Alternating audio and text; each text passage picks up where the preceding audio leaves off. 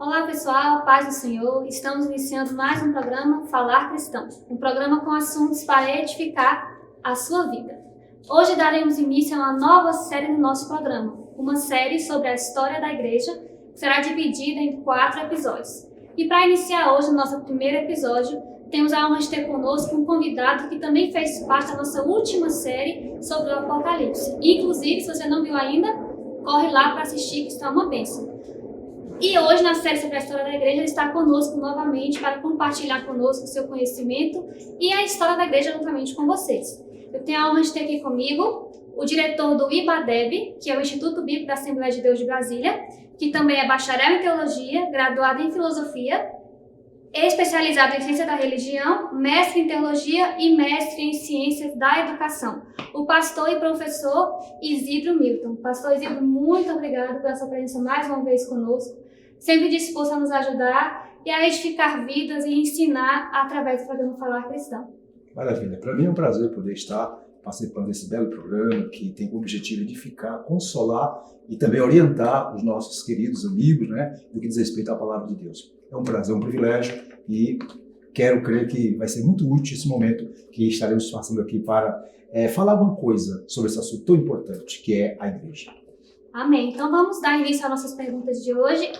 O primeiro episódio vai ser um panorama geral do que seria a igreja e nos próximos episódios vamos entrar mais a fundo ainda na história da igreja, na perseguição, enfim, não perca, vai ser em 4 episódios.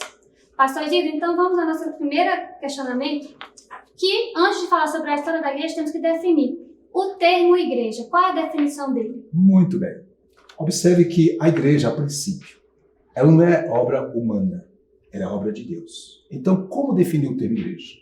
A palavra igreja traduz do latim eclesia, que por sua vez vem do grego ecclesia, que basicamente significa assembleia pública, ou algo como reunião dos que foram chamados. Portanto, o termo no grego original é formado por uma combinação de 2 palavras que significam ek, chamar, eclesia, fora. Em se tratando da igreja, a igreja é o quê? É um grupo de pessoas chamadas para fora do mundo para formar um povo especial cujo objetivo é glorificar, é exaltar a Deus. É conforme está escrito lá em 1ª Epístola de Pedro 2,9, que diz que a igreja é a geração eleita, é o sacerdócio real, é a nação santa, o povo adquirido, para que anuncie as virtudes daquele que nos chamou das trevas para a soberania da luz. Então, aí está definido o termo. Igreja é um conjunto de pessoas chamadas para fora do mundo para glorificar, para servir, glorificar e proclamar as verdades do Evangelho. Pastor Isidro, a gente sabe também que há conceitos diferentes de igreja no Antigo e no Novo Testamento, né? Muito bem. Quais seriam essas diferenças? Boa sua pergunta, né? Observe que esses conceitos, ou o conceito de igreja no Novo Testamento e no Antigo Testamento, há uma diferenciação muito grande. Por exemplo, a igreja, como ela é conhecida no Novo Testamento, ela é distinta de Israel. O texto de Romanos 11, por exemplo, mostra não apenas a distinção entre a igreja do Novo Testamento e Israel, mas também no que diz respeito ao plano de Deus para cada um desses povos. Okay? O que diz Romanos 11:25? 11:25 diz que o endurecimento veio em parte sobre Israel, até que a plenitude dos gentios haja entrado. Resumo, no sentido do Novo Testamento, a igreja, portanto, refere-se ao grupo dos chamados para fora dentre os gentios, né? Para compor um corpo místico, o corpo que é a igreja. E, portanto, a igreja, como está escrito no Novo Testamento, não existia no Antigo Testamento. Nós não podemos fazer essa confusão. Lógico que o Israel, né, faz parte do plano de Deus de revelar-se à humanidade. Só que a igreja é algo totalmente diferenciado. Exemplo, lá em Efésios 3, versos 3 ao 6, ao apóstolo Paulo foi revelado o mistério que é a igreja. O que ele diz lá? 3, verso 3 a 6 de Efésios. Diz lá o seguinte, aqui, o qual, noutros tempos, não foi manifestado aos filhos dos homens, como agora tem sido revelado pelo Espírito. O quê?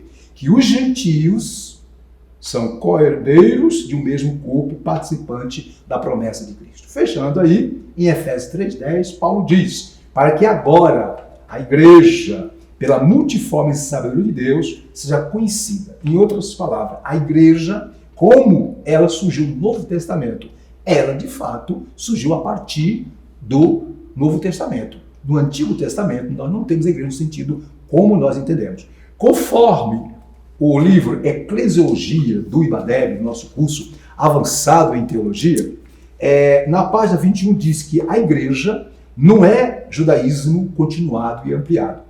Diz o quê? Que embora haja uma continuidade entre os remidos de todas as eras, a igreja está fundamentada numa nova aliança. Então, Israel estava fundamentado na aliança mosaica.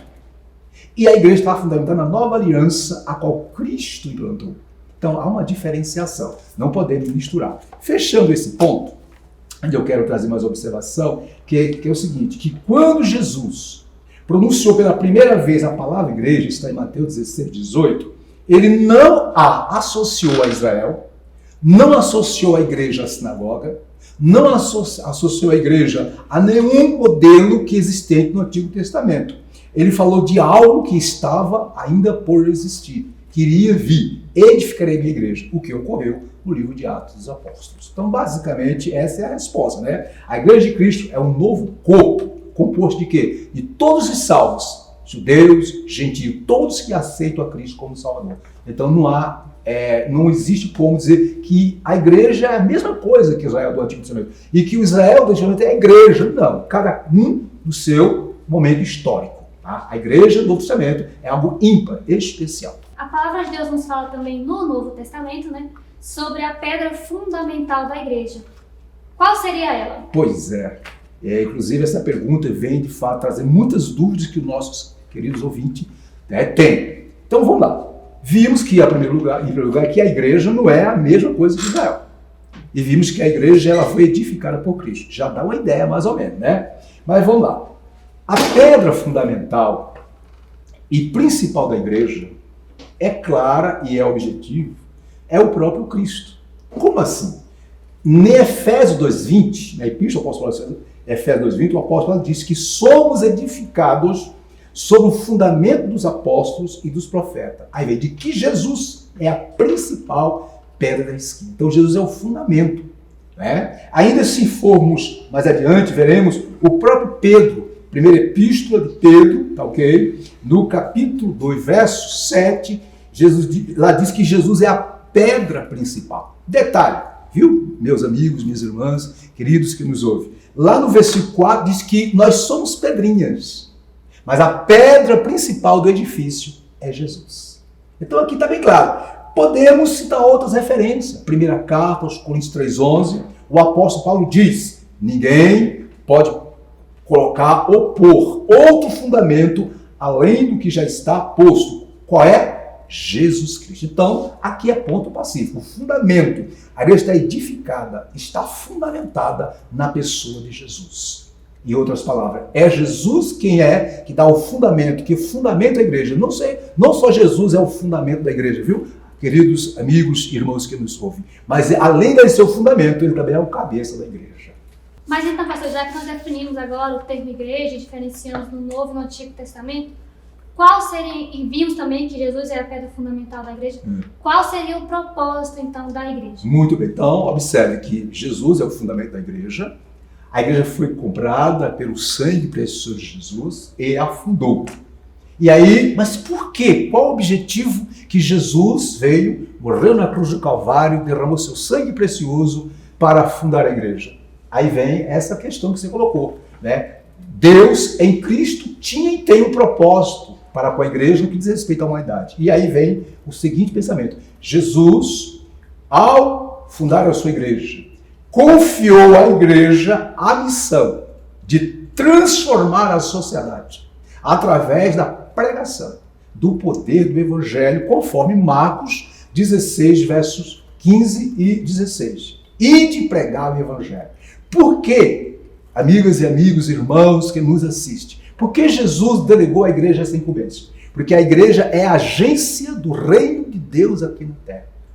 É óbvio que existem outros propósitos, né, pelos quais a igreja está nesse, mas o principal é pregar o evangelho, é levar às pessoas a mensagem do Evangelho. Em outras palavras, né? É função da igreja proclamar a todos que se arrependam dos seus pecados e que sejam perdoados e que possam ingressar no reino dos céus. Então esse é o propósito principal. Prega o Evangelho, depois servir, glorificar. Podemos fazer serviço social? Podemos. A igreja pode trabalhar a área de educação? Pode. Mas o primeiro propósito, o número 1, é o quê? Pregar o Evangelho. Mas alguém vai dizer, né, os nossos ouvintes vão dizer, mas por que o Evangelho é tão importante ser pregado? Porque a única mensagem capaz de mudar a história do ser humano radicalmente é o poder do Evangelho.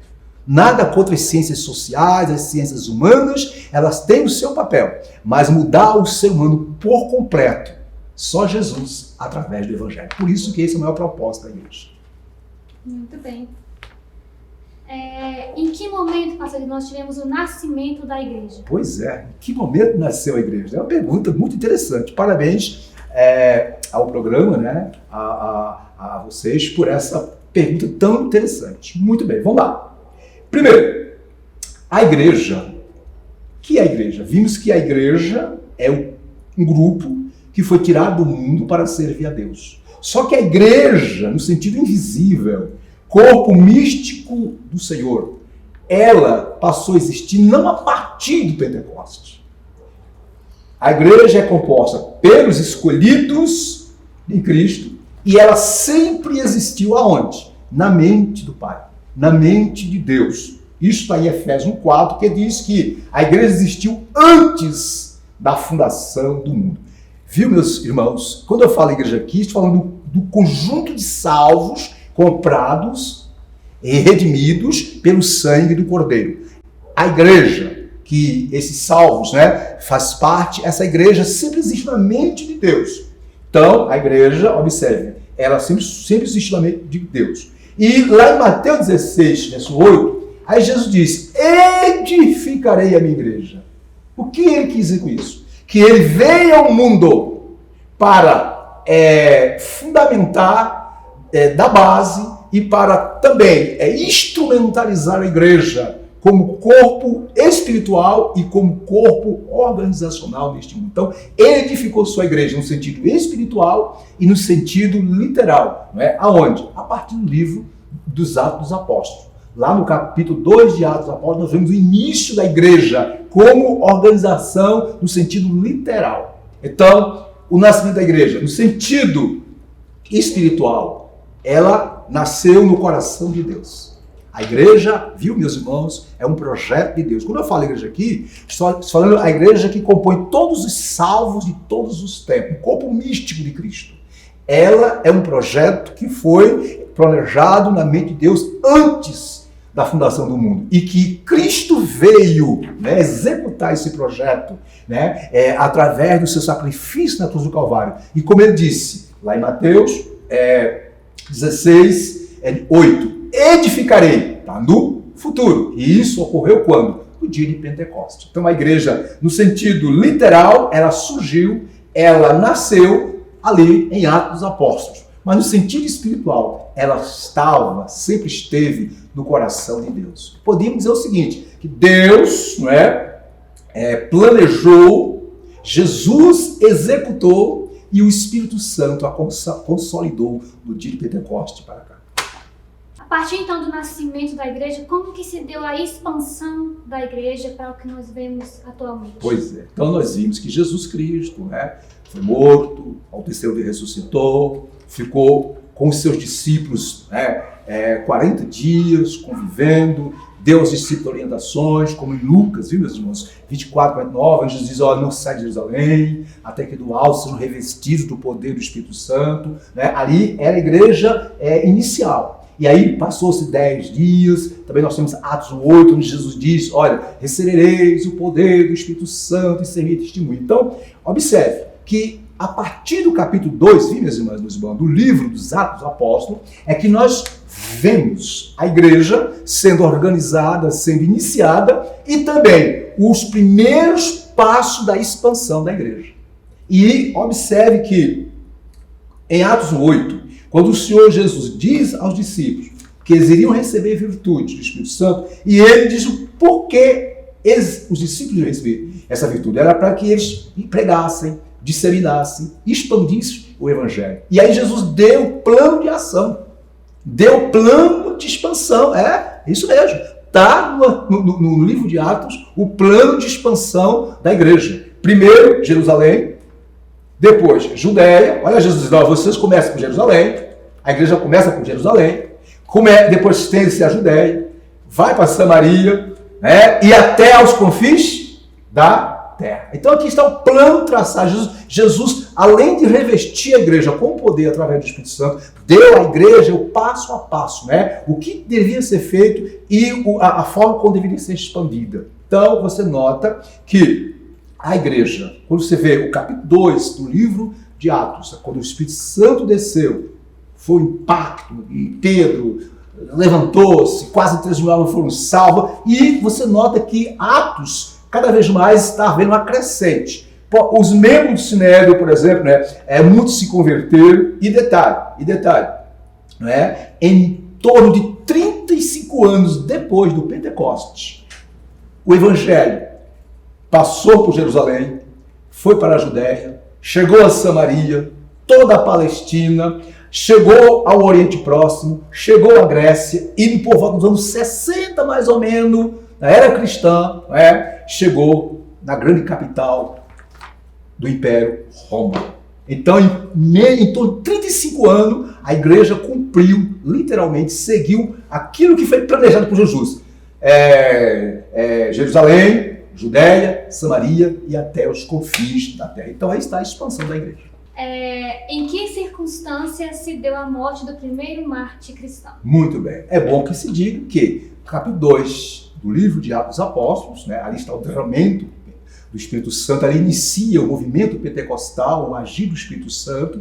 Nós vemos depois, houve a necessidade de levantar pessoas, de organizar a igreja, aí surgiu a junta diaconal. E dentre esses diáconos estava um por nome Estevão. Diz lá que cheio do Espírito Santo. E ele começou a pregar, começou a testemunhar, e ele se tornou-se, Estevão, o primeiro mártir da igreja, né? Conforme nós queremos passar. Estevão, portanto, foi o primeiro mártir da igreja. Após ser acusado de blasfêmia, ele foi levado perante o Sinédrio e ali, obviamente, foi condenado e foi sentenciado a morte por apedrejamento. Isso está em Atos, capítulo 6, né? Capítulo 7, desculpe, versículos 58 a 60. E lá diz claro um detalhe, que quando ele, ao ser apedrejado, as suas vestes foram jogadas, né, aos pés de um jovem, um certo jovem por nome Saulo. Saulo, que no futuro se tornaria o grande apóstolo Paulo, apóstolo gentil, viu, meus irmãos? Apóstolo esse que impactou não só o Oriente, mas todo o Ocidente com o poder do Evangelho. Então aqui está o primeiro mártir. Depois veio, por exemplo, Tiago, né?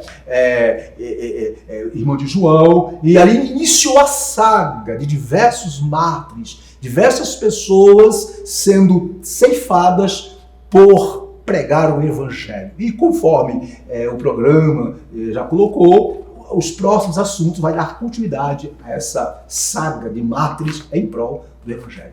Em primeiro lugar, agradecer ao programa pelo privilégio de ter nos convidado para falar sobre esse tema. Eu digo mais que, porventura, alguém deseja aprofundar na temática, na matéria, nós temos nosso IBADEB, ibadeb.com.br, né? Acesse. Lá nós temos um curso avançado em teologia. Nós temos a eclesiologia, que vai falar explicitamente tudo sobre a igreja, organização. Depois tem a história do cristianismo, que vai falar do período das grandes perseguições, século I, até Constantino, 312, e passando até chegar à época atual. Então, se você deseja, tem interesse, quer crescer na graça e no conhecimento, aproveita a chance. Estamos lá no IBADEB, estamos à sua disposição. Muito obrigado ao programa. Enfim, muito obrigado por essa oportunidade de poder falar de Jesus para todos. Nós agradecemos mais uma vez o pastor Isidro, que nos convidou a estar aqui conosco, veio até a nossa igreja. Que Deus continue te abençoando e fazendo o Senhor crescer ainda mais em graça e conhecimento.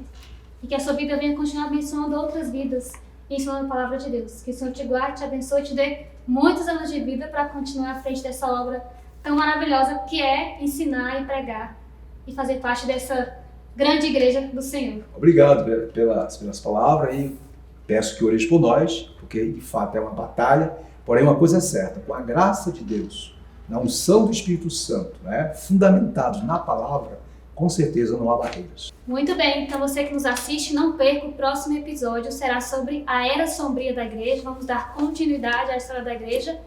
Continue conosco, Deus abençoe e até a próxima.